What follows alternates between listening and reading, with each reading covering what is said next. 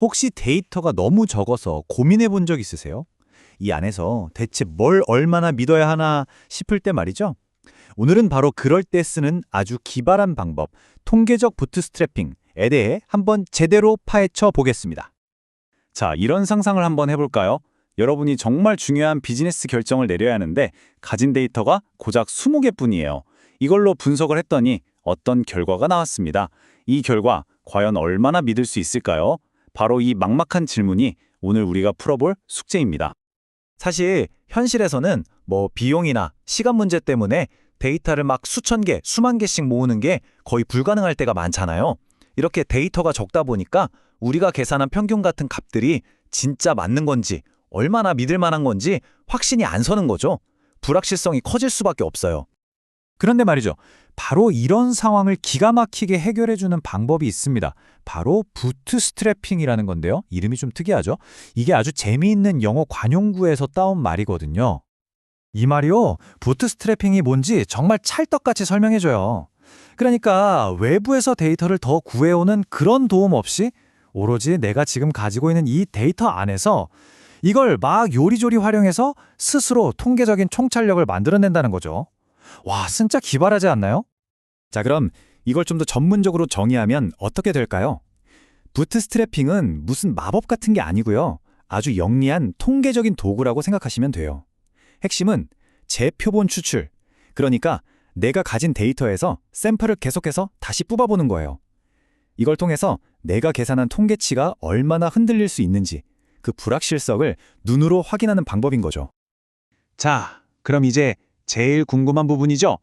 그래서 그걸 대체 어떻게 하는데 싶으실 거예요.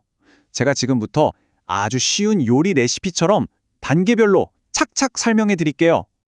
이 모든 레시피의 가장 중요한 재료, 핵심 메커니즘은 바로 복원 추출이라는 겁니다. 이거 개념은 진짜 간단해요. 모자에서 공을 하나 꺼내서 색깔을 확인하고 그걸 다시 모자 안에 집어넣는 거예요. 그리고 또 꺼내는 거죠. 이게 뭘 의미할까요? 맞아요. 한 번 뽑았던 공이 또 뽑힐 수도 있다는 거죠. 이 똑같은 값을 여러 번 뽑을 수 있다는 점, 이게 부트스트래핑의 전부라고 해도 과언이 아닐 정도로 중요합니다. 꼭 기억해 두세요.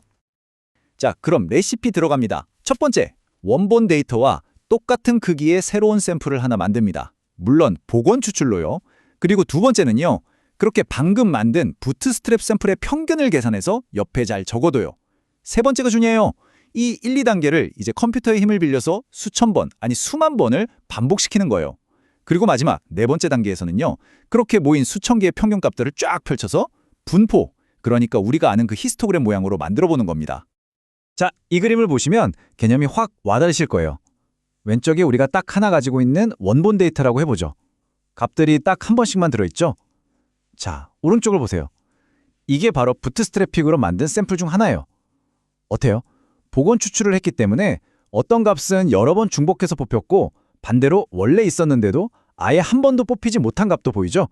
바로 이게 부트스트래핑의 마법이 일어나는 원리입니다. 좋아요. 아니 근데 이렇게까지 복잡하게 샘플을 수천 개나 만들고 이걸 왜 한 걸까요? 바로 지금부터 그 이유가 밝혀집니다. 우리가 이 모든 노력을 한 결과 어떤 엄청난 걸 얻게 되는지 한번 보시죠. 생각해 보세요. 우리가 원래 가지고 있던 데이터로는 뭘 할 수 있었죠? 그냥 평균 하나 띡 구라는 거. 예를 들면 13.55라는 숫자 하나 얻는 게 전부였어요. 물론 이 숫자도 의미가 있죠. 하지만 그래서 이 13.5라는 값을 얼마나 믿을 수 있는데? 라고 물어보면 답을 할 수가 없었어요. 하지만 부트스트래핑을 거치고 나면 이야기가 완전히 달라집니다. 우리는 이제 달랑 점 하나가 아니라 수천 번의 시뮬레이션을 통해 얻어낸 평균 값들이 만들어낸 이 풍부한 분포를 갖게 된 겁니다. 눈앞에 보이는 이 히스토그램이 바로 우리가 그토록 찾아 헤매던 신뢰도에 대한 지도인 셈이죠. 자, 그럼 이 분포가 대체 왜 그렇게 중요할까요? 이 모양 안에 어떤 비밀이 숨어 있을까요? 핵심은 바로 이 분포의 모양입니다. 이 모양이 우리가 처음 구했던 그 평균값이 얼마나 믿을만한지를 직관적으로 보여주거든요. 만약에 이 히스토그램이 아주 뾰족하고 좁게 생겼다면 무슨 뜻일까요? 수천 번을 다시 뽑아봐도 결과가 거의 비슷비슷하게 나왔다는 거잖아요. 이건 우리가 처음 구한 평균값이 꽤 신뢰할 만하다는 아주 강력한 증거가 됩니다. 반대로 히스토그램이 넓게 펑퍼짐하게 퍼져 있다면 이건 뽑을 때마다 결과가 마구 흔들렸다는 뜻이니까 이건 불확실성이 꽤 크구나 하고 생각해야 하는 거죠. 그리고 이 분포를 가지고 뭘 할 수 있느냐? 바로 통계에서 정말 중요한 개념인 95% 신뢰 구간이라는 걸 계산해낼 수 있게 됩니다. 자, 95% 신뢰 구간. 말이 좀 어려워 보이지만 별거 아니에요.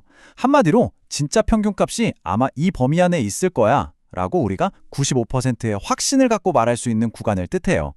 그래서 만약 신뢰 구간이 12.1, 14.9 이렇게 나왔다면 우리는 더 이상 이 평균은 그냥 13.5예요 라고 말하는 게 아니라 저희는 진짜 평균이 12.1에서 14.9 사이에 있을 거라고 95% 확신합니다 라고 훨씬 더 구체적이고 설득력 있는 주장을 할 수 있게 되는 거죠. 수준이 달라지는 거예요.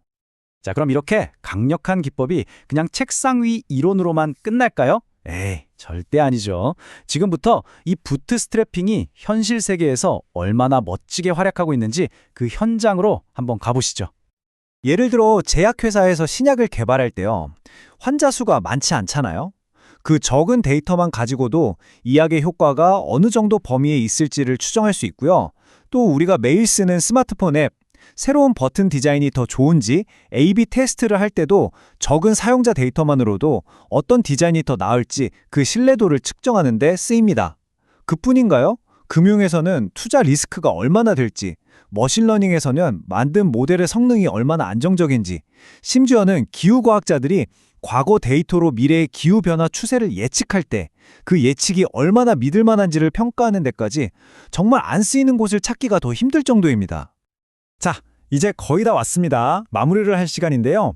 오늘 이야기한 이 부트스트래핑에 대해서 이것만은 꼭 기억하자 하는 핵심 포인트들을 한번 정리해 보겠습니다. 장점은 오늘 계속 이야기해서 확실하죠? 일단 데이터가 적어도 써먹을 수 있다는 거, 그리고 데이터가 무슨 정규 분포니 뭐니 하는 복잡한 가정을 할 필요 없이 신뢰 구간을 아주 직관적으로 구할 수 있다는 점이 정말 매력적이에요. 하지만 당연히 주의할 점도 있습니다. 이걸 만병통치약처럼 생각하면 절대 안 돼요. 가장 중요한 건데요. 애초에 내가 가지고 시작한 그 원본 샘플이 전체를 잘 대표해야 한다는 거예요. 처음부터 한쪽으로 치우친 데이터로 시작하면 아무리 부트스트래핑을 수만 번 돌려봐야 결국 치우친 결과만 나올 뿐이거든요. 그리고 샘플이 진짜 너무너무 적으면 가령 한 20개도 안 되면 결과가 좀 불안정해질 수 있어요. 그러니까 부트스트래핑이 정말 강력하긴 하지만 모든 상황을 해결해주는 마법 지팡이는 아니라는 점 꼭 기억해주세요. 오늘 이야기 어떠셨나요? 이제 데이터가 조금밖에 없다고 해서 쉽게 좌절하거나 포기할 필요가 없겠죠. 부트스트래핑은 바로 그 작은 데이터 조각들 속에 숨어있는 보석 같은 확신을 찾아내게 해주는 아주 강력한 돋보기와 같으니까요. 지금 여러분이 가지고 있는 그 데이터 안에는 과연 어떤 놀라운 확신이 잠자고 있을까요? 한번 그 가능성을 탐험해 보시는 건 어떨까요?